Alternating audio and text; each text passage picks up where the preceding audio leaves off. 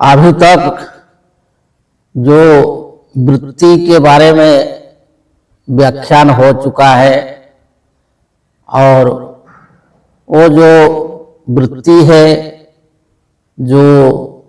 समाधिस्थ होने के लिए बाधक है, क्योंकि जो योग है योग चित्त वृत्ति निरोध, चित्त का वृत्ति निरोध अवस्था को योग बोला जाता है। तो ये जो वृत्ति है ये वृत्तियों को निरोध कैसे किया जाता है, ये वृत्तियों से जो है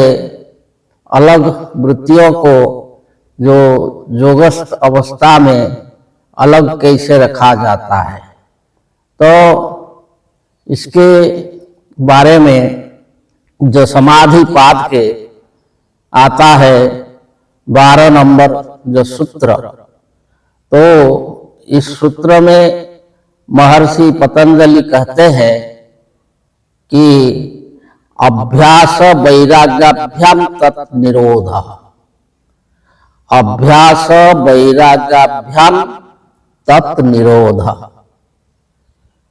तत् निरोध, तत् का मतलब वहां है वो जो वृत्ति, जो वृत्तियां है जो पहले बताया गया है कि जो विषयों का जो रूप संबंधी, शब्द संबंधी, गंध संबंधी और रस संबंधी, स्पर्श संबंधी जो वृत्तियां होते हैं और जो दुखदाई सुखदाई होते हैं, और फिर जो है प्रमाण विपर्जय विकल्प निद्रा स्मृति के रूप में जो 50 प्रकार के वृत्तियां होते हैं, और ये वृत्तियों को कि योग साधन के समय, योगाभ्यास के समय कैसे वृत्तियों को अलग किया जाता है, वृत्तियों को निरोध किया जाता है, तो वहाँ इस सूत्र में बताते हैं कि अभ्यास वैराग्याभ्याम तत् निरोध, वो जो वृत्तियां है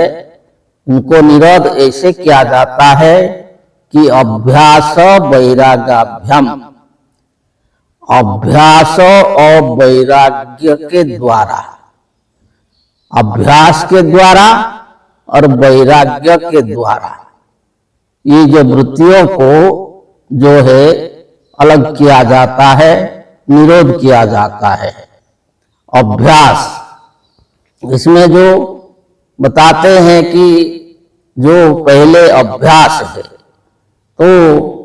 अभ्यास करने से वैराग्य आता है। तो ये जो अभ्यास और वैराग्य ये दोनों के द्वारा ये वृत्तियों को जो है अलग किया जाता है, जो योगाभ्यास है। तो अभ्यास का मतलब है कि जो योग क्रिया है उसको जो है सब समय जो नियमानुसार पालन करना। तो उसको जो अभ्यास के बारे में जो 13वां सूत्र में बताते हैं कि तत्र स्थितौ यत्न अभ्यास, तत्र स्थितौ यत्न अभ्यास, अभ्यास किसे कहा जाता है, किसको कहा जाता है? तत्र स्थितौ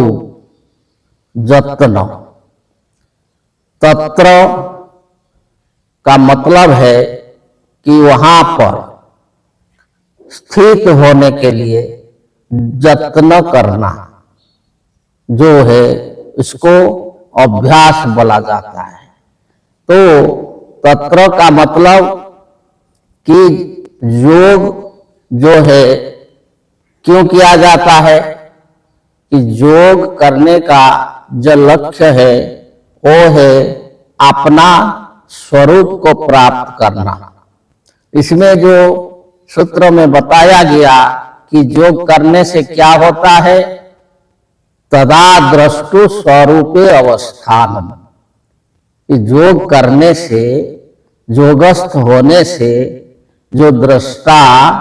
वो अपना स्वरूप में अवस्थान करता है। तो वही जो योग का लक्ष्य है, तो वही लक्ष्य में अर्थात अपना स्वरूप में, अपना सच्चिदानंद स्वरूप में, स्वच्छ स्वरूप में अवस्थान करने के लिए तत्र स्थितो, कि वही जो अपना स्वरूप है, इस स्वरूप में स्थित होने के लिए जो जत्न करना अभ्यास कहलाता है। जत्न करना का मतलब कि योग साधन क्रिया के बारे में जो उपदेश दिया गया है कि जिस समय योग करना है, और जो उसमें दिया गया है कि जो उसका पालन करने के लिए पहले जो हम क्रिया योग में बताए थे, अहिंसा, सत्य, अस्तेय, ब्रह्मचर्य, परिग्रह, शौच, संतोषो, तपस्, स्वाध्याय, ईश्वर प्रणिधान, तो ये सब को अभ्यास करना, इसको जो है धारण करना, और जो समय पर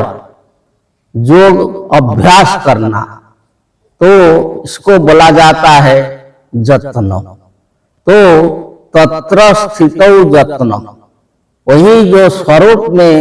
अवस्थान करने के लिए जो जत्न किया जाता है, जो अभ्यास इसको बोला जाता है। तत्र स्थितौ जत्न अभ्यास, तो वही स्थिति में जो है अपना स्वरूप में जो उसमें उस स्वरूप को प्राप्त करने के लिए, यही जो समाधि स्थिति को